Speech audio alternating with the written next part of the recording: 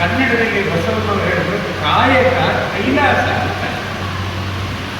Work is worship ಅಂತ ಇದನ್ನು ಇಂಗ್ಲೀಷ್ನಲ್ಲಿ ಅನುವಾದ ಮಾಡಬೇಕು. ಅಂದರೆ ನಾವೇನು ಕೆಲಸ ಮಾಡ್ತೀವಿ ಕಾಯಕ, ಇದು ದೇವರ ಕಾರ್ಯ. ಈ ದೇವರ ಕಾರ್ಯದ ಹಿಂದೆ ಇರತಕ್ಕಂಥ ಉದ್ದೇಶ ದೇವರ ಕಾರ್ಯ ಅಂತಂದರೆ ಯಾರಿಗೆ ದೇವರಲ್ಲಿ ನಂಬಿಕೆ ಇದೆ ಅವರನ್ನು ದೇವರು ಸಂರಕ್ಷಣೆ ಮಾಡ್ತಾನೆ. ಅದಕ್ಕಾಗಿ ಈ ಕಾರ್ಯ ದೇವರ ಕಾರ್ಯ ಅಂತ ಅಂದ್ಕೊಳ್ಳೋಣ.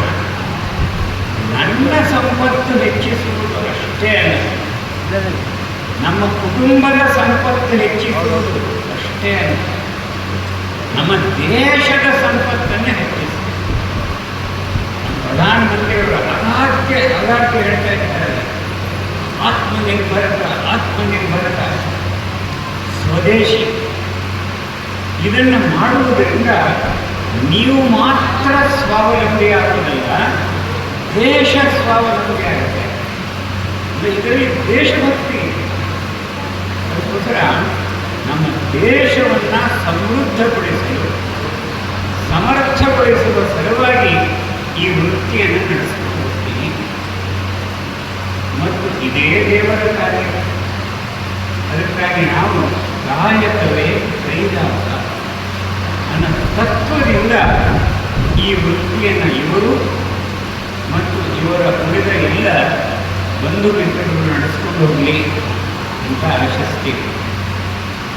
ವ್ಯಾಪಾರದಿಂದ ಲಾಭ ಬರಲೇಬೇಕು. ಈ ಲಾಭವಾದರೂ ಏಕೆ? ನೀವು ನೋಡಿರಬಹುದು, ಯಾವುದೇ ಅಂಗಡಿಯಲ್ಲಿ ನಿಯತ್ತಿನಿಂದ ವ್ಯಾಪಾರ ಮಾಡೋದು, ಯಾವುದೇ ಕಾರ್ಖಾನೆಯನ್ನು ನಡೆಸುವಂಥವ್ರು ನಮ್ಮ ಅಂಗಡಿಯಲ್ಲಿ ಕಾರ್ಖಾನೆಯಲ್ಲಿ ದೇವರ ಚಿತ್ರ ಹಾಕಿರ್ತಾರೆ, ಲಕ್ಷ್ಮೀ ಚಿತ್ರ ಹಾಕಿರ್ತಾರೆ, ಇನ್ನೊಂದು 2 ಶಬ್ದಗಳನ್ನು ಬರೆಸಿರ್ತಾರೆ. ಮೊದಲನೇ ಶಬ್ದ ನಾನು ಹೇಳಿದೆ, ಎರಡನೇ ಶಬ್ದ ನೀವೆಲ್ಲರೂ ಹೇಳಬೇಕು. ನಿಮಗೆಲ್ಲರಿಗೂ ಗೊತ್ತು.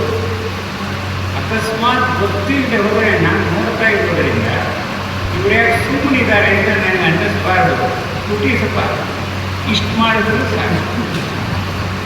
ಆ 2 ಶಬ್ದಗಳದ್ದು ಮೊದಲನೇ ಹೇಳ್ತೀನಿ, ಎರಡನೇದು ಹೇಳೇ ಹೇಳ್ತೀನಿ. ಶುಭ ಲಾಭ.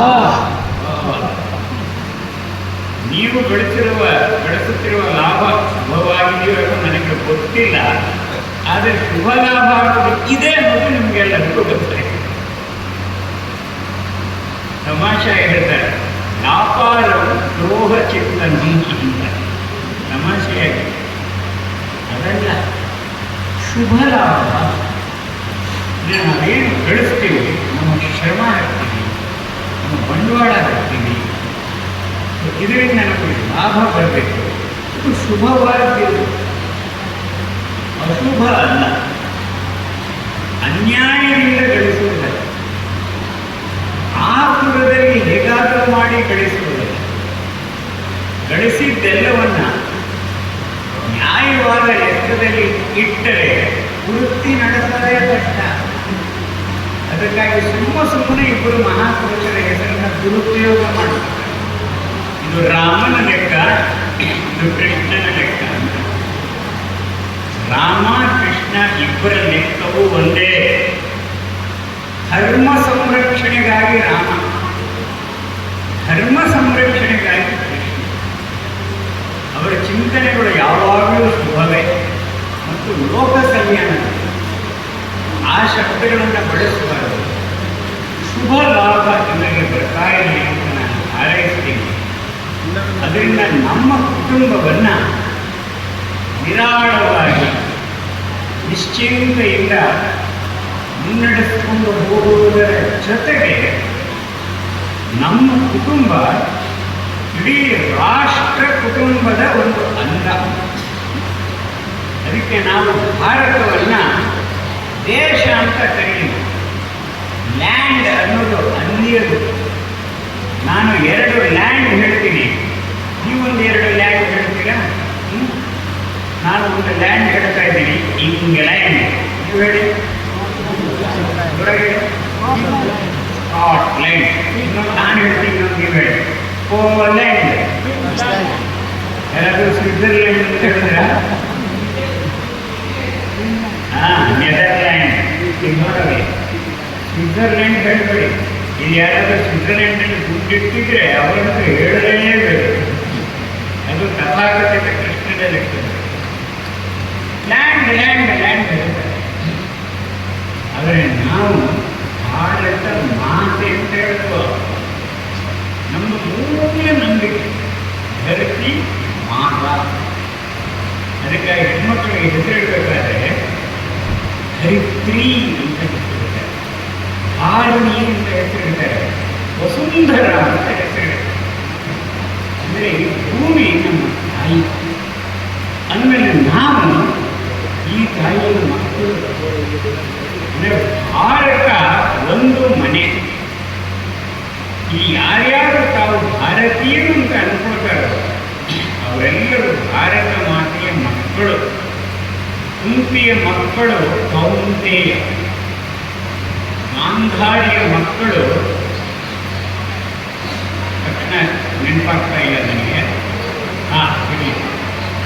ವಿನುತೆಯ ಮಗ ವೈನತೆಯ. ನಮ್ಮ ಮಾದಿಗ ಸಮಾಜದವರು ಹೇಳ್ತಾರೆ, ನಾವು ಅರುಂಧತಿಯ ಸಂತಾನ, ಅರುಂಧತೆಯರು. ಈಗ ಭಾರತೀಯ ಅಂದರೆ ಭಾರತ ಮಾತೆ ಮಕ್ಕಳು. ನಾವು ಗಳಿಸುವ ಲಾಭ ಒಂದು ಅಂಶ, ನಮ್ಮ ತಾಯಿಯನ್ನು ಸಮೃದ್ಧರಾಗಿ ಸುರಕ್ಷಿತರನ್ನಾಗಿ ಇಡಬೇಕಾದ್ರೆ ತಾಯಿಗಾಗಿ ಕೊಡಬೇಕು ಕೃತಜ್ಞತೆಯಿಂದ. ವ್ಯಾಪಾರ ಅಲ್ಲ, ಧನಿಕರ ಅಲ್ಲ, ಸಹಾಯ ಅಲ್ಲ, ಕೃತಜ್ಞತೆಯಿಂದ ಸಮರ್ಪಣೆ ಮಾಡಬೇಕು. ಹಾಗೆ ಶುಭ ಲಾಭ ಅಂದರೆ ನಮ್ಮ ಸಂಸಾರದ ವೃತ್ತಿಯ ನಿಶ್ಚಿಂತ ನಿರ್ವಹಣೆಯ ಜೊತೆಗೆ ನಮ್ಮ ದೇಶಕ್ಕಾಗಿ ನಾವು ಏನಾದರೂ ಕೊಡ್ತಾ ಹೋಗಬೇಕು. ಅದು ದಾನವೂ ಅಲ್ಲ, ಉಪಕಾರವೂ ಅಲ್ಲ, ಚಂದನೂ ಅಲ್ಲ, ಇದು ಸಮರ್ಪಣೆ. ಅಮ್ಮನಿಗೆ ನಾವು ಕೊಡುವಂತಹ ಕೃತಜ್ಞತೆ